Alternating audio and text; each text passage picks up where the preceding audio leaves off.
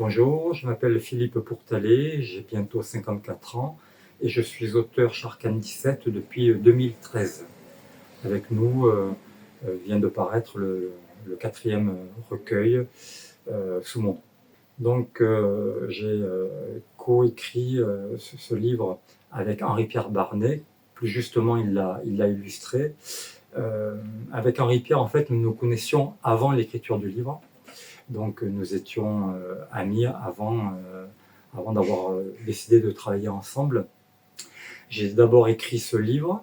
De mon côté, je n'avais pas forcément pensé à faire des illustrations, mais je me suis dit, en le relisant, que dans l'artistique d'Henri-Pierre pouvait venir un petit peu équilibrer mes propos, notamment le lyrisme qui est assez présent dans ce que j'écris. Et donc je lui ai soumis le livre. Et ce dernier m'a ensuite proposé des dessins. Et ensuite, nous les avons choisis tous les deux et nous avons retenu ceux que nous souhaitions envoyer à la maison d'édition. Je crois que dans ce livre, l'intime se fonde dans l'universel. C'est-à-dire que l'histoire de la rencontre amoureuse que je développe tout le long du récit, c'est une histoire universelle. C'est l'histoire de tout un chacun quand il rentre dans une relation amoureuse. Et donc là, je me suis appuyé sur mon expérience de vie, mais pas seulement, il y a aussi quelques aspects fictionnels, pour ensuite l'ouvrir plus largement au public, pour qu'il puisse, lui, s'en saisir de son côté. Mais d'abord, je pars de mon vécu, de mon expérience de vie. J'essaye d'y adjoindre une touche poétique. J'essaye utiliser des mots qui viennent résonner au cœur et à l'âme de chacun d'entre nous. Et c'est la raison pour laquelle je pense quand même que ce langage peut être dit universel et peut parler à tout le monde. Alors ça renvoie à une unité qui est présente dès mes premiers écrits, mon premier livre, Un battement d'ailes, D'(E2L', où je parle de ma relation de papa confronté à la question du handicap avec ma fille.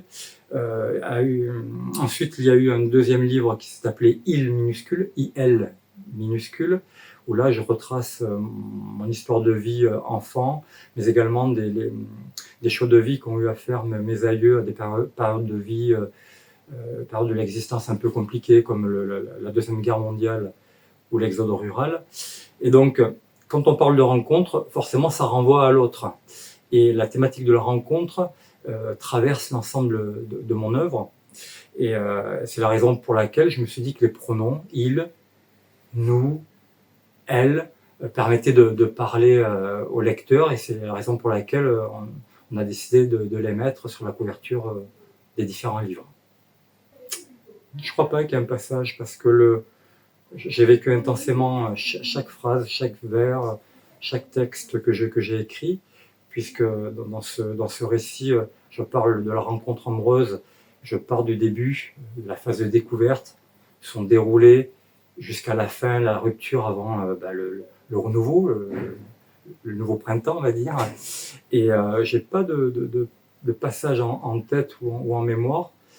J'ai voulu que chaque phrase touche au cœur de chaque lecteur.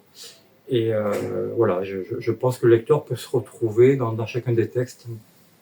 Alors, des interprétations de lecteurs qui me surprennent pas vraiment.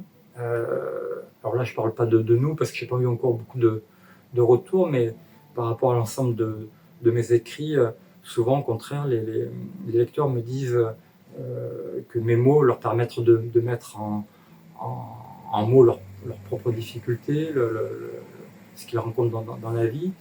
Et le retour qu'ils peuvent m'en faire va quand même assez dans le sens de ce que j'ai voulu écrire.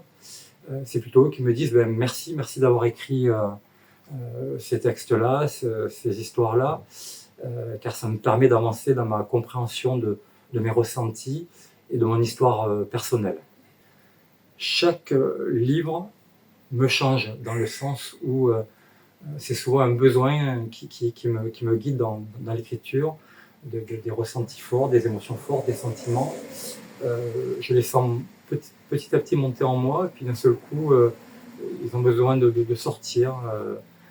il se transforme comme ça, sous un jet, sous ma plume. Et, je dois dire qu'à l'issue de chacun des livres, de chacun des textes que j'ai écrits, j'y retrouve une forme d'apaisement. Donc c'est bien, avec l'âge et les différents livres que j'ai écrits, je suis de plus en plus apaisé. Donc voilà, je peux dire que je me sens mieux une fois que j'ai écrit par rapport au moment où je rentre dans l'écriture. Pour qu'il puisse y avoir dans l'expression des ressentis une parole qui touche, qui soit juste, il faut que les sentiments soient sincères, que la parole soit vraie. Donc je m'attache à ce que cette parole soit le plus possible, en ne mettant pas de côté mes limites, mes échecs, mes écueils, en mettant aussi en avant les écueils des autres personnes, et surtout en n'essayant pas de transformer ou de travestir mes ressentis.